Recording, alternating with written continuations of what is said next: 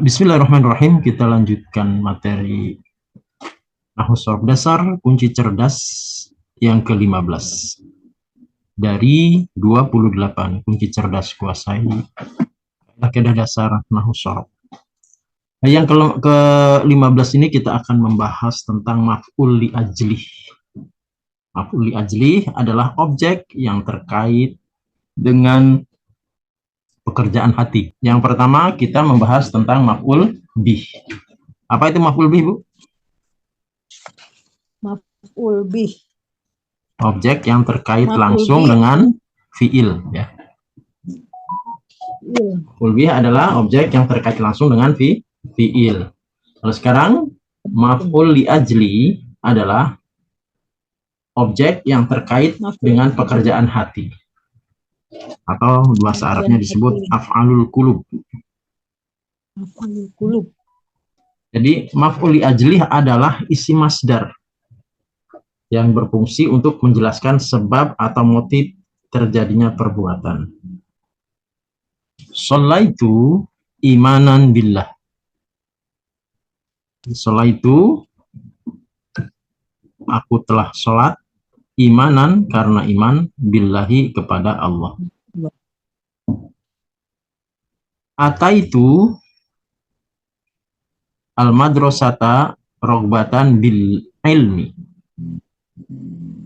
Ataitu, aku telah datang al-madrasata ke sekolah, rogbatan fil ilmi karena mengharap ilmu, harap mendapatkan ilmu. Zurtu aliyan hubban lahu.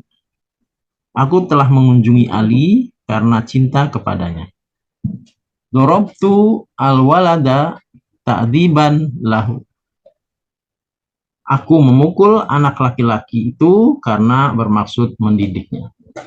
Jadi pada kalimat pertama, sholaitu imanan billah, kata imanan itu sebagai maf'ul li ajli. Jadi imanan bermakna karena iman.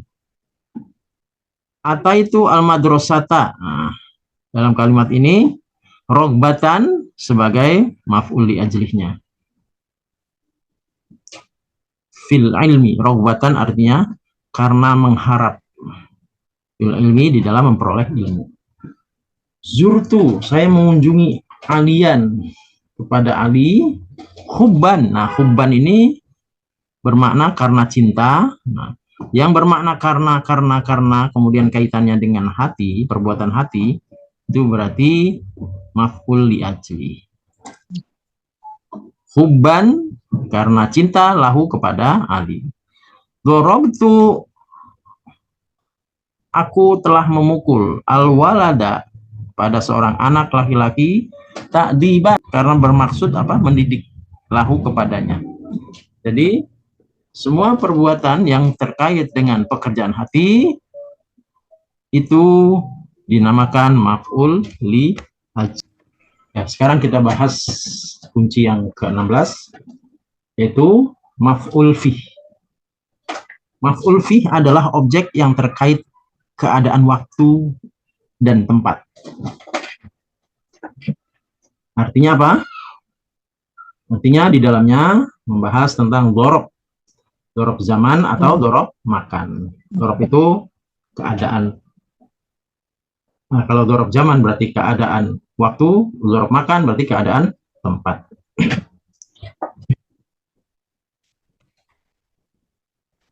Kita lihat contohnya. Dhahabtu yaumal ahadi. Dhahabtu, aku telah pergi, yaumal ahadi, pada hari ahad. Yauma ini adalah dhorob apa, Bu? Yauma dhorob zaman. Terkait waktu berarti dhorob zaman.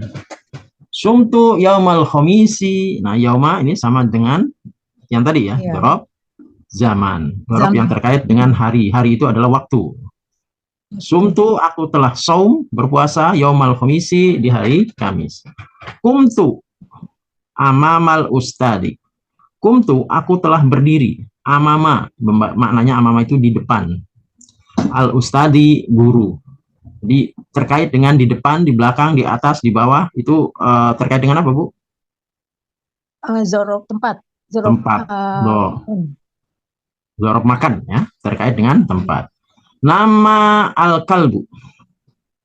Nama telah tidur siapa al-kalbu, seekor anjing.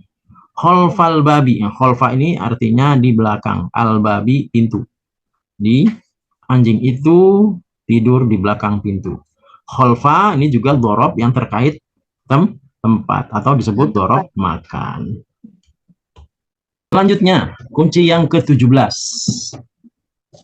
Masih bicara tentang maf'ul. Kali ini adalah maf'ul mutlak. Maf'ul mutlak adalah maf'ul yang keempat, yaitu isi masdar. Maf'ul mutlak harus berupa isi masdar yang memiliki 3 fungsi. Maf'ul mutlak itu isi masdar. Kalimatnya maksudnya. Kalimatnya itu isi masdar. Maf'ul mutlak ada 3 fungsi.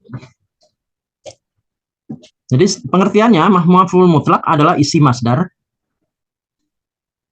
yang berfungsi sebagai penguat suatu perbuatan atau menjelaskan bilangan atau menjelaskan macam perbuatan tersebut. Langsung kita ke contohnya. Maf'ul mutlak li ta'kidil fi'li. Artinya penguat perbuatan. Penguat perbuatan. Li ta'kidil fi'li, penguat fi'il. Fi'il itu perbuatan. Dorobtu dorban. Tadi maf'ul mutlak syaratnya adalah isi masdar. Dorobtu, saya memukul. Saya telah memukul. Dorban, betul-betul memukul. Nadhortu, saya telah melihatnya. Saya telah melihat. Nadron, betul-betul melihat. Di kalimat terjemahnya itu pakai betul-betul. Menandakan dia sungguh-sungguh. Jadi kalimat isi masdarnya ini sebagai penguat daripada kalimat fi'il. Akal tuh, saya telah makan. Aklan, betul-betul makan. Jadi yang bermakna betul-betul itu tandanya penguat dari perbuatan disebut ta'kidil fi'li. Yang kedua, li'adadihi sebagai penjelasan bilangan. Contohnya, dorobtu dorbatan. Dorobtu, saya telah memukul, dorbatan sekali pukulan. Jadi bilangan sekali itu adalah merupakan maf'ul apa tadi? Mutlak li'adadihi, penjelas bilangan. Nadhortu, saya telah melihat, nadrotan, satu kali melihat. Jadi ada bilangannya, 1, 2, 3 gitu ya. Akaltu aklan. Akaltu, saya makan, aklan, satu kali makan. Jadi ada disebutkan bilangan-bilangannya, itu berarti li'adadihi. Bilangannya, masa ini satu semua? Boleh nggak yang lain? Boleh. Yang penting terkait dengan bilangan. Kan hanya contoh saja. Maf'ul mutlak li'adadihi terkait dengan hitungan-hitungan atau bilangan-bilangan. Sekarang maf'ul mutlak li nau'ihi, yaitu sebagai penjelas macamnya perbuatan. Macamnya fi'il. Dorobtu dorban syadidan. Jadi ini terkait dengan sifat perbuatan ya. Dorobtu, saya memukul, dorban dengan pukulan, syadidan yang keras. Jadi yang syadidan itu yang maf'ul mutlak li nau'ihi. Jadi macam-macam perbuatan. Nadhortu nadron tawilan. Nadhortu, saya melihat, nadron dengan melihat, tawilan yang lama. Jadi memaknainya pakai yang. Akal tuh, saya makan, aklan dengan makan, kasiron yang banyak. Jadi yang bermakna ada yangnya itu berarti maf'ul mutlak li nau'ihi terkait dengan sifat fi'il atau sifat suatu perbuatan. Selanjutnya kunci cerdas yang ke-18. Maf'ul ma'ah. Maf'ul ma'ah adalah objek fi'il yang bersamaan. Adalah isim yang terdapat setelah huruf waw. Wawnya ini namanya waw ma'iyah. Makna bersama. Daripada waw ini maknanya bersama. Yakni untuk menunjukkan suatu yang terjadi bersamaan dengannya. Jadi perbuatannya bersamaan dengan pelakunya. Kita lihat contohnya. Saro aliyun. Saro telah berjalan siapa aliyun ali wan nahro, dan sungai. Maksudnya itu wa-nya ini bermakna bukan dan ya, bermakna bersama. Seulang.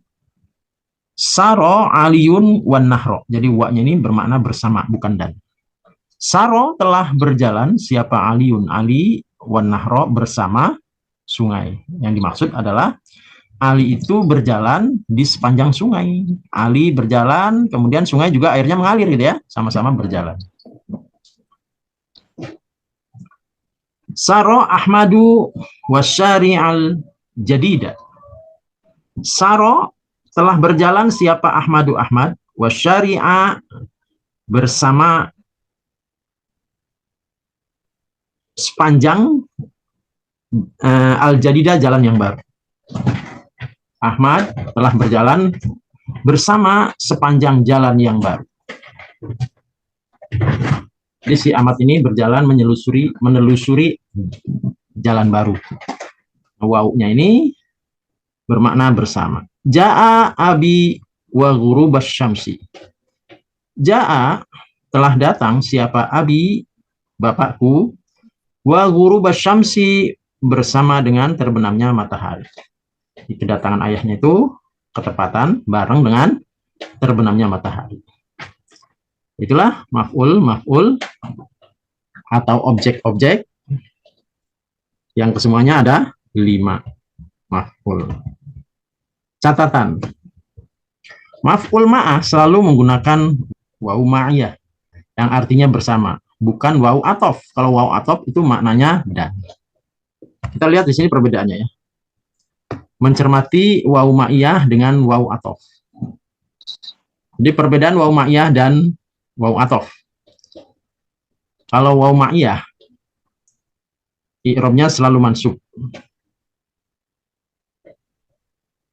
Jadi pelakunya hanya satu pihak atau kedua belah pihak, tetapi melakukan aktivitas yang berbeda. Contoh, saro aliyun wan nahro. Saro telah berjalan siapa aliyun Ali wan nahro bersama sepanjang sungai. Jadi sungai berjalan sendiri, airnya mengalir itu ya. Ali juga sendiri. Jadi yang dimaksud pelakunya hanya satu pihak sebenarnya. Siapa itu yang berjalan? Ali. Atau juga bisa kedua belah pihak melakukan aktivitas bersama. Yang berjalan sepanjang sungai Ali, atau yang mengalir sepanjang sungai airnya gitu kan ya. Dua-duanya berjalan seiring bersamaan, sama-sama melakukan aktivitas yang berbeda. Kalau waw atof tergantung pada ma'tufnya yang diikutinya. Jadi atof itu mengikuti isim sebelumnya i'rabnya. Kalau waw ma'iyah selalu mansub setelah wawunya itu ya. Setelah wawunya itu isimnya mansub. Tapi kalau waw atof tergantung kepada isim sebelumnya. Jadi pelakunya dari kedua belah pihak kalau waw atof dan melakukan aktivitas yang sama. Contoh, saro aliyun wa ahmadu. Setelah berjalan siapa Ali dan Ahmad. Ali dan Ahmad melakukan pekerjaan yang sama. Jadi pelakunya kedua belah pihak, tapi pekerjaannya adalah pekerjaan yang sama. Sama-sama melakukan pekerjaan, yaitu berjalan di sepanjang sungai. Ya, sebagai review. Jadi maf'ul ada berapa macam? Bu Yeni? Ada 5. Ada 5. 1. Maf'ul bih. Apa itu maf'ul bih?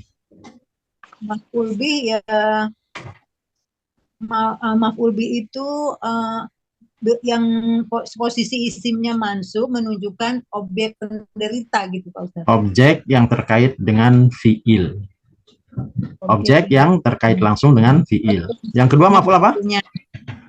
Maf'ul li ajli. Apa itu maf'ul li ajli? Pekerjaan yang bersifat atau objek yang berkaitan dengan hati. Dengan pekerjaan hati. Yang ketiga maf'ul? Maf'ul fi. Apa itu maf'ul fi? Pekerjaan yang bersifat objeknya yang terkait dengan keadaan waktu dan atau tempat ya, dan tempat gitu. Tapi terkait dengan dorob makan dan dorob zaman. Selanjutnya maf'ul apa? Maf'ul mutlak. Mutlak. Apa itu maf'ul mutlak? Dia sebagai penguat, isim masdar penguat, yang fungsinya penguat. Sebagai penguat suatu perbuatan. Penguat fi'il ya. Yang terakhir yang kelima? Maf'ul ma'ah. Maf'ul ma'ah. Apa itu ma'ah? Maf'ul ma'ah itu artinya isim yang terdapat setelah huruf waw. Wawnya waw ma'ah bukan waw atau Wawnya Ustaz waw ya. ma iya.